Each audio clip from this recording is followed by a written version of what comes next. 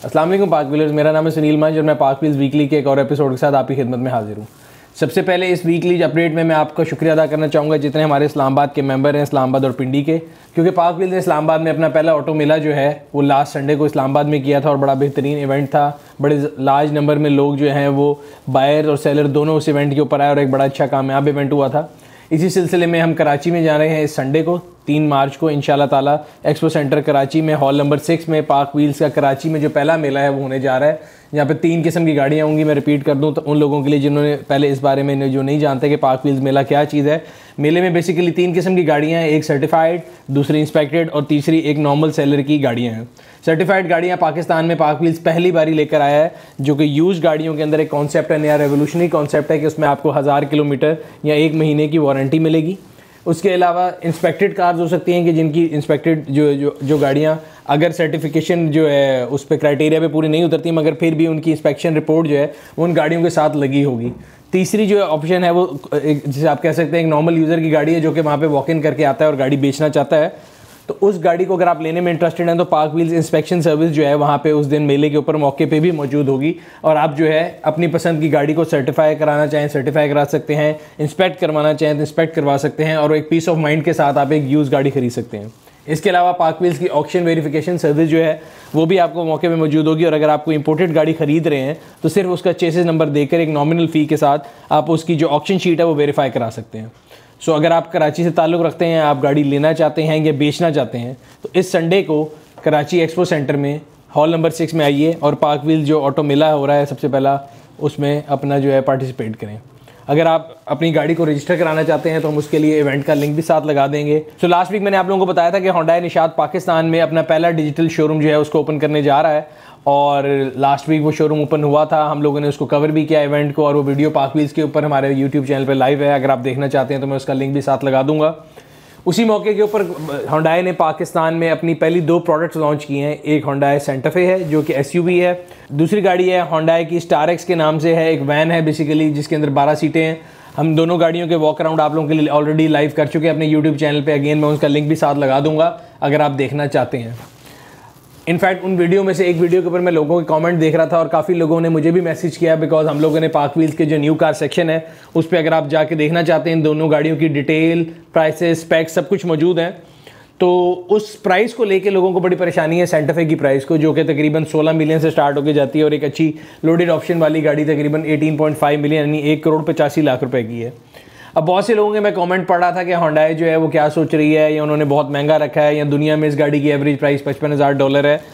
मैं उनकी कोई साइड नहीं ले रहा, ना मैं उनका कोई रिप्रेजेंटेटिव हूँ, लेकिन मेरी जो कैलकुलेशन है मेरे से जब भी कोई पूछता है कि ये प्राइस सही है या गलती से पाक व्हील्स ने टाइपो तो नहीं कर दिया तो मैं उनको हमेशा ये बात समझाता हूँ कि पाकिस्तान में इंपोर्टेड गाड़ियों के ऊपर बहुत ज़्यादा जो है ना ड्यूटी, टैक्सेस और रेगुलेटरी ड्यूटी लगी हुई, यानी डिस्करेज किया जाता है उसको बहुत ज़्यादा। और जो लास्ट ईयर ऑटो पॉलिसी आई थी उसके अंदर लोगों का ख्याल होता है कि जी ऑटो पॉलिसी में था कि अगर आप गाड़ी के यूनिट मंगाते हैं पहले इनिशियली तो आपको 50% ऑफ मिलेगा, ड्यूटी में रिबेट मिलेगा। बट याद रहे वो सिर्फ उन गाड़ियों के लिए जो गाड़ी वो पाकिस्तान में प्रोड्यूस करना चाहते हैं। उन गाड़ियों के पहले जो यूनिट्स हैं, सर्टेन अमाउंट ऑफ यूनिट्स जो है उस पर आपको ड्यूटी रिबेट है अप टू 50%।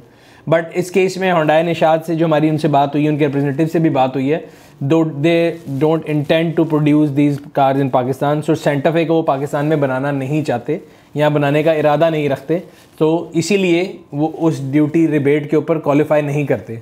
और आपको ये भी बात पता होगी कि पाकिस्तान में जो ड्यूटी है वो तकरीबन इस इंजन सीसी की अगर आप गाड़ी निकालें तो 250 से 300% के अंदर पड़ती है गाड़ी की वैल्यू पे। तो ये आ गई उस गाड़ी की प्राइस के बारे में अगर कन्फ्यूजन लोगों को थी कि वो क्यों इतनी ज़्यादा है। ये एक अलग बात है कि मार्केट उस गाड़ी को या उस प्राइस को कैसे रिसीव करती है, बट डायनामिक्स मैंने आपको बता दी है कि उसके क्या है। उसके अलावा एक और इंपॉर्टेंट अपडेट है, मैं काफ़ी अर्से से बताता आया हूँ, सेफ सिटी को और पंजाब के जो रजिस्ट्रेशन अथॉरिटी है उनसे रिलेटेड आप लोगों को न्यूज़ देता रहा हूँ। और अब फिर एक और न्यूज़ ये है कि सेफ सिटी ने और पंजाब की जो एक्साइज है उन्होंने मिलकर क्रैकडाउन का फैसला किया उन तमाम गाड़ियों के ऊपर जो कि ओपन ट्रांसफ़र लेटर के ऊपर चल रही हैं। और उन्होंने टाइम दिया है 15 मार्च तक का कि जिन लोगों के पास ये गाड़ियाँ हैं जो कि ओपन ट्रांसफ़र लेटर पे चल रही हैं उसको अपने नाम ट्रांसफ़र करा लें। और हमारा मैंने जब काफ़ी लोगों से मेरी बात होती रहती है कम्युनिटी वालों से, तो लोगों का ये ख्याल है कि उनको कैसे पता लगेगा कि गाड़ी ओपन ट्रांसफ़र लेटर पे चल रही है। सो बिलीव यू मी उनके पास बहुत से तरीके हैं पता करने के, जिनमें सबसे पहला तरीका तो आप सिंपल सी बात है कि अगर आप गाड़ी का चलान होता है और जिस केस में अगर गाड़ी आपके नाम नहीं है, आप ओपन ट्रांसफ़र लेटर पर चला रहे हैं तो वो चलान आप तक नहीं पहुँचेगा, आप चलान जमा नहीं कराएंगे तो वो वैसी एक प्रॉक्सी है उस चीज़ की कि उनको पता लग जाएगा गाड़ी ओपन ट्रांसफ़र लेटर पे चल रही है। वैसे भी कानूनी तौर पे अगर आप अपने आप को भी सेफ़ रखना चाहते हैं कि आपने गाड़ी चला रहे हैं जिसके आपने पैसे दिए हैं, तो वो गाड़ी आप ही के नाम पे होनी चाहिए। सो अगर आप लोग ये मैसेज देख रहे हैं और अगर अभी तक आप गाड़ी ओपन लेटर पे चला रहे हैं, तो मेरा आप तमाम लोगों को ये मशवरा है कि आप उसको अपने नाम पे ट्रांसफ़र कर लें ताकि आपको कोई परेशानी का सामना ना करना पड़े। इसके अलावा ऑटो इंडस्ट्री की एक और न्यूज़ मैं आपके लिए लेके आया हूँ। लास्ट वीक हमने अपने ब्लॉग पे ये न्यूज़ ब्रेक भी की थी कि जो रोड प्रिंस एक कंपनी है जो पाकिस्तान में पहले 2 व्हीलर्स में थी, फिर 3 व्हीलर्स में आई, अब वो लोग जो है उसके बाद आहिस्ता आहिस्ता उन्होंने कमर्शियल गाड़ियाँ भी लॉन्च करना शुरू की। और हमारे ऑडियंस का सबसे ज़्यादा सवाल होता है कि 1000 सीसी के नीचे कोई गाड़ी आ रही है या नहीं आ रही। तो मैं सबके लिए ये न्यूज़ आपसे शेयर करना चाहूँगा कि रोड प्रिंस इंशाअल्लाह ताला मेरा ख्याल है मई के दरमियान में या जून के दरमियान जो है पर्ल के नाम से एक 800 सीसी गाड़ी लॉन्च करने जा रहा है, जिसके बारे में अगर आप डिटेल पढ़ना चाहते हैं तो अगेन पाक व्हील्स के ब्लॉग पे जाइए, मैं आपको लिंक लगा दूंगा और उसमें हमारे पास जो अभी तक इन्फॉर्मेशन आई है वो मैं आपसे ज़रूर शेयर करूंगा। जो ही हमें मजीद इसके बारे में कोई डिटेल मिलेगी वो भी मैं आपके पास ज़रूर इन्फॉर्मेशन लेकर आऊँगा। इसके अलावा ऑटो इंडस्ट्री की अगर हम बात करें तो गवर्नमेंट ने जो है ईवीज़ जिनको इलेक्ट्रिक व्हीकल्स बोलते हैं उनके लिए एक पॉलिसी का अनाउंसमेंट की थी कि जिसके अंदर उन्होंने कुछ मराद का ऐलान किया था कि अगर आप इलेक्ट्रिक व्हीकल्स बनाते हैं या वो कंपनियाँ जो ईवीज़ बनाना चाहती हैं उनके लिए सर्टन मराद दी गई थी। बट टू माई सरप्राइज़ जितने अभी ऑटो इंडस्ट्री में प्लेयर्स मौजूद हैं उन्होंने उन सबको अपोज़ किया है। उनका कहना ये था कि किसी को भी जो है ना, बिकॉज प्राइमरी डिफरेंस उनके ख्याल से एक आम गाड़ी में और ईवी में जो है वो सिर्फ बैटरी का है। और उनका कहना था कि ये गवर्नमेंट के बिहाफ पे जो है वो अनजस्ट होगा कि अगर वो उनको डिफरेंशिएट करें just on the basis of their technology, कि सिर्फ ईवी को जो है वो इंसेंटिव दिया जाए और इनको ना दिया जाए। मेरे ख्याल से पूरी दुनिया में अगले आने वाले 10 सालों में या 5 सालों में काफ़ी ज़्यादा शिफ्ट हो जाएगा from gasoline cars to electric cars.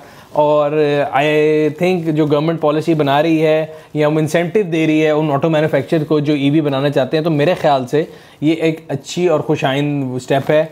अब लेट्स सी कि क्या बनता है लॉन्ग टर्म में। बट अभी तक जो है ऑटो इंडस्ट्री में जितने भी मौजूदा प्लेयर हैं उन सब ने उसको अपोज किया। इसके अलावा मैंने लास्ट टाइम भी आप लोगों से बात की थी कि हम कोशिश करेंगे कि आप लोगों के लिए ऐसा मैसेज भी लेके आते रहें जो कि मेरे ख्याल से एक पिंचिंग पॉइंट है। अगर आप और मैं सड़क पे गाड़ी चलाते हैं तो कई ऐसे अवामिल हैं जिनसे हम लोगों को भी तकलीफ़ का सामना होता है। तो 2-3 इशूज़ हैं जिनको मैं डिस्कस करना चाहूँगा। एक तो हमारे यहाँ पर मैंने नोटिस किया कि हॉर्न का बहुत बेजा इस्तेमाल होता है, ख़ास तौर पर शहरों में। अगर आप देखें तो एक तो हमारे यहाँ वैसे जो है पोल्यूशन है वो बहुत ज़्यादा है, उसके अलावा नॉइज़ पोल्यूशन जो है वो भी बहुत हाईएस्ट लेवल पे है। उसकी वजह ये है कि हमारे यहाँ पे लोग जो है हॉर्न का इस्तेमाल बहुत ज़्यादा करते हैं जबकि उसकी ज़रूरत नहीं होती। मतलब अगर आप किसी भी महज़ब मुल्क में जाएँ या जो तरक्की पज़ीर ममालिक हैं उनमें जाएँ तो आप नोटिस करेंगे आपको वहाँ पर शोर कम नज़र आता है। सिर्फ ज़रूरत बहुत ही अगर एमरजेंसी की ज़रूरत पड़े तो अब हॉर्न का इस्तेमाल किया जाता है। हमारे यहाँ पे कई ड्राइवर ऐसे हैं जो गाड़ी की रेस से ज़्यादा गाड़ी के हॉर्न का इस्तेमाल करते हैं। तो मैं कोशिश मेरी ये है कि आप सबको एजुकेट करें, हम सब मिल के। इनफैक्ट लोगों से सबसे मेरी गुजारिश ये है कि आप हॉर्न के इस्तेमाल को कम से कम करें। दूसरी चीज़ गाड़ी की हेडलाइट्स। सो गाड़ी की हेडलाइट्स का मकसद बेसिकली ये है कि आप जो हैं सड़क पे आपको मौजूद जितनी रोड क्लैरिटी चाहिए या अगर आप गाड़ी चला रहे हैं तो आपकी विजिबिलिटी जो है वो काफ़ी ठीक हो ताकि आप गाड़ी तरीके से चला सकें। But at the same time आपको ये भी देखना है कि जो सामने से आने वाले लोग हैं, जो दूसरे लोग हैं, आप उनके लिए तकलीफ़ का बायस तो नहीं बन रहे। और कई दफ़ा ऐसा हुआ है कि आप गाड़ी चला रहे हैं और सामने से आने वाला जो है हर वक्त फुल बीम पे गाड़ी चला रहा हो तो आपकी आंखें जो है ना वो मतलब इतनी लाइट पड़ती है कि आपको सड़क पर कुछ नज़र नहीं आता, जो कि डेंजरस है आपके लिए भी और जिसने लाइट डाली हुई है उसके लिए भी। बिकॉज अगर आपका एक्सीडेंट उसके साथ होता है तो वो और आप दोनों नुकसान उठाएंगे। और मेरे ख्याल से हमारे यहाँ पे एक जनरल हैबिट ये है, ख़ासतौर पे हाईवेज़ पे भी, कि कई लोग हाई बीम पे ही गाड़ी चलाते हैं, जबकि हाई बीम को भी जैसा मैंने आपको बताया हॉर्न के लिए कि हॉर्न आप इस्तेमाल करते हैं जब ज़रूरत पड़े। इसी तरह जब लाइट भी अगर आपने हाई बीम करनी है, आपने ओवरटेक करना है, किसी को सिग्नल देना है या आप कोई क्रॉसिंग पे गुजर रहे हैं या किसी ऐसी जगह पे ख़ास अंधेरा बहुत ज़्यादा है आपको नज़र नहीं आ रहा तो आप बिल्कुल उसका इस्तेमाल करें। बट अगर आप थ्रू आउट गाड़ी को तेज़ बीम पे चलाएँगे तो मेरे ख्याल से ये बहुत गलत है। और ख़ास तौर पर ये एक ऐसा अमल है जिससे आप ना सिर्फ अपने लिए बल्कि दूसरों के लिए ख़तरा जो है वो क्रिएट कर रहे हैं। सो मेरे ख्याल से जो हेडलाइट का इस्तेमाल है उसके ऊपर भी बहुत ज़्यादा हमें जो है ना गौर व फिक्र की ज़रूरत है। इसके अलावा तीसरी चीज़ जो है मैंने नोटिस किया कि हमारे यहाँ पे लोग जो है लेन्स बहुत फ्रीक्वेंटली बदलते हैं और उसमें इंडिकेटर का इस्तेमाल नहीं करते। या अगर कभी गाड़ी मुड़ रही हो तो जब आप मुड़ चुके हैं उसके बाद या एग्जैक्ट उस वक्त इंडिकेटर देने का कोई मकसद नहीं है। देखिए, इंडिकेटर का मकसद ये है कि पीछे आने वाली गाड़ी जो है उसको पता हो कि ये गाड़ी जो है आइदर राइट और लेफ्ट मूव करने लगी है और वो अपने स्टीयरिंग को या अपने आप को मनूवर कर ले अकॉर्डिंगली। पीछे आने वाली गाड़ी के पास कोई तरीका नहीं है प्रेडिक्ट करने का या अंदाज़ा लगाने का कि आप राइट मुड़ेंगे या लेफ्ट। या जब अगर आप मुड़ चुके हैं और उस टाइम पे आप गलती से इंडिकेटर पे हाथ लग के आपका इंडिकेटर चलेगा तो वो मेरे ख्याल से एक फ्यूटाइल एफर्ट होगी, उसका फ़ायदा कोई नहीं होगा।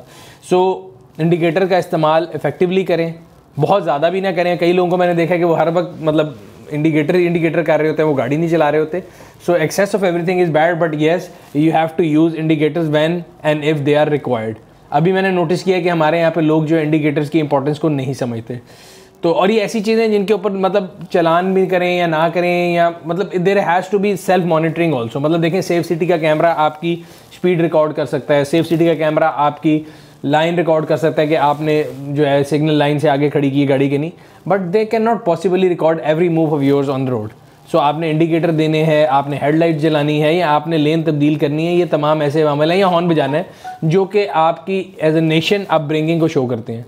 तो मेरे ख्याल से हम सबको मिलकर कोशिश करनी चाहिए कि अगर हम सब ये गलती करते हैं, इंक्लूसिव माई सेल्फ, तो हम उस गलती को कम करें या कोशिश करें ख़त्म कर दें। तो आज मिलके हम ये अज़म करते हैं, मैं भी करता हूँ कि आइंदा कम से कम हॉर्न का इस्तेमाल करूँगा, गाड़ी मोड़ते हुए इंडिकेटर दूंगा और गाड़ी चलाते हुए हाई बीम का इस्तेमाल कम से कम करूँगा। सो व्यूअर्स, ये था आज का वीकली। अगर आपको पसंद आया तो लाइक करें, कमेंट सेक्शन में अपनी राय से आगाह करते रहा करें। अगर अभी तक आपने हमारे यूट्यूब चैनल को सब्सक्राइब नहीं किया तो सब्सक्राइब करें, बेल आइकॉन पर क्लिक करें ताकि आपको हर आने वाली वीडियो के बारे में नोटिफिकेशन मिलता रहे। यह था आज का वीकली। आपसे अगले हफ्ते फिर मुलाकात होगी। तब तक अपना और अपने गिरदोनवा के लोगों का ख्याल रखिएगा। शुक्रिया।